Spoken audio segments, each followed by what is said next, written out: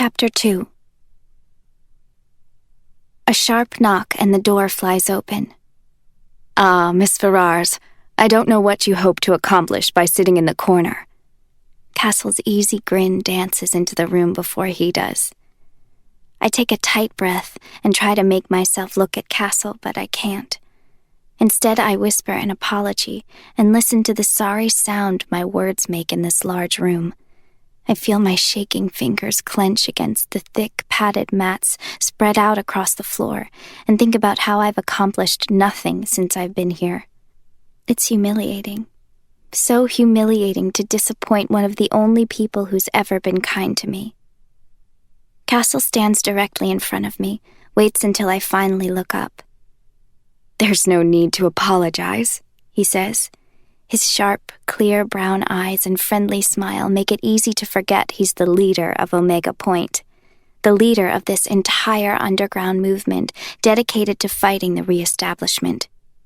His voice is too gentle, too kind, and it's almost worse. Sometimes I wish he would just yell at me. "But," he continues, "you do have to learn how to harness your energy, Miss Ferrars." A pause. A pace.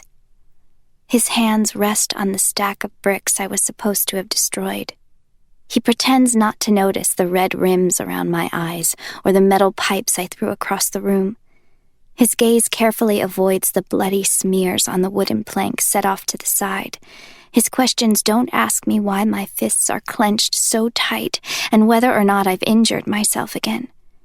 He cocks his head in my direction, but he's staring at a spot directly behind me, and his voice is soft when he speaks. "I know this is difficult for you," he says. "But you must learn. You have to. Your life will depend upon it." I nod, lean back against the wall, welcome the cold and the pain of the brick digging into my spine. I pull my knees up to my chest and feel my feet press into the protective mats covering the ground. I'm so close to tears, I'm afraid I might scream. "I just don't know how," I finally say to him. "I don't know any of this. I don't even know what I'm supposed to be doing." I stare at the ceiling and blink, blink, blink. My eyes feel shiny, damp. I don't know how to make things happen. "Then you have to think," Castle says, undeterred. He picks up a discarded metal pipe, weighs it in his hands. "You have to find links between the events that transpired. When you broke through the concrete in Warner's torture chamber, when you punched through the steel door to save Mr. Kent, what happened? Why, in those two instances, were you able to react in such an extraordinary way?" He sits down some feet away from me, pushes the pipe in my direction. "I need you to analyze your abilities, Miss Ferrars. You have to focus." Focus. It's one word, but it's enough. It's all it takes to make me feel sick. Everyone, it seems, needs me to focus. First Warner needed me to focus, and now Castle needs me to focus. I've never been able to follow through. Castle's deep, sad sigh brings me back to the present. He gets to his feet. He smooths out the only navy blue blazer he seems to own, and I catch a glimpse of the silver Omega symbol embroidered into the back. An absent hand touches the end of his ponytail. He always ties his dreads in a clean knot at the base of his neck. "You are resisting yourself," he says, though he says it gently. "Maybe you should work with someone else for a change. Maybe a partner will help you work things out, to discover the connection between these two events." My shoulders stiffen, surprised. "I thought you said I had to work alone." He squints past me, scratches a spot beneath his ear, shoves his other hand into a pocket. "I didn't actually want you to work alone," he says, "but no one volunteered for the task." I don't know why I suck in my breath, why I'm so surprised. I shouldn't be surprised. Not everyone is Adam. Not everyone is safe from me the way he is. No one but Adam has ever touched me and enjoyed it. No one except for Warner. But despite Adam's best intentions, he can't train with me. He's busy with other things. Things no one wants to tell me about. But Castle is staring at me with hopeful eyes, generous eyes that have no idea that these new words he's offered me are so much worse. Worse because as much as I know the truth, it still hurts to hear it. It hurts to remember that though I might live in a warm bubble with Adam, the rest of the world still sees me as a threat, a monster, an abomination. Warner was right. No matter where I go, I can't seem to run from this. What's changed? I ask him. Who's willing to train me now? I pause. You? Castle smiles. It's the kind of smile that flushes humiliated heat up my neck and spears my pride right through the vertebrae. I have to resist the urge to bolt out the door. Please, please, please do not pity me, is what I want to say. I wish I had the time, Castle says to me. But Kenji is finally free. We were able to reorganize his schedule, and he said he'd be happy to work with you.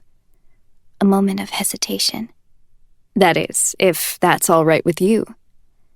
Kenji. I want to laugh out loud. Kenji would be the only one willing to risk working with me. I injured him once, by accident, but he and I haven't spent much time together since he first led our expedition into Omega Point. It was like he was just doing a task, fulfilling a mission. Once complete, he went back to his own life. Apparently, Kenji is important around here. He has a million things to do, things to regulate. People seem to like him, respect him even. I wonder if they've ever known him as the obnoxious, foul-mouthed Kenji I first met. Sure, I tell Castle, attempting a pleasant expression for the first time since he arrived. That sounds great. Castle stands up. His eyes are bright, eager, easily pleased. Perfect. I'll have him meet you at breakfast tomorrow. You can eat together and go from there. Oh, but I know. Castle cuts me off. His smile is pressed into a thin line now, his forehead creased with concern. You like to eat your meals with Mr. Kent. I know this. But you've hardly spent any time with the others, Ms. Ferrars, and if you're going to be here, you need to start trusting us.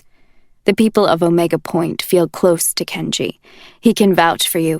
If everyone sees you spending time together, they'll feel less intimidated by your presence. It will help you adjust. Heat like hot oil spatters across my face. I flinch, feel my fingers twitch, try to find a place to look, try to pretend I can't feel the pain caught in my chest. They're afraid of me? I tell him. I whisper. I trail off.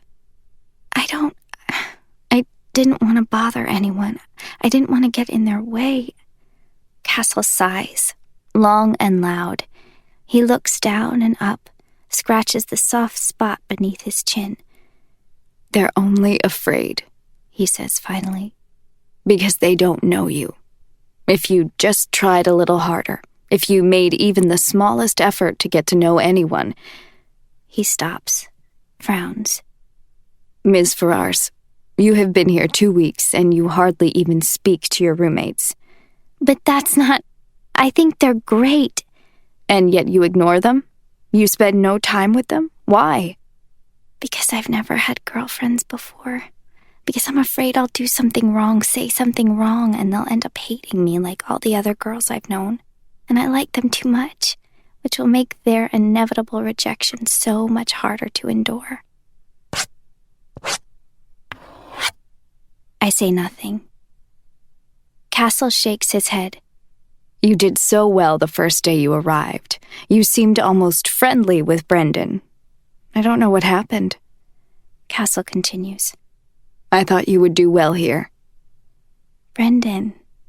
The thin boy with platinum blonde hair and electric currents running through his veins. I remember him. He was nice to me. I like Brendan, I tell Cass.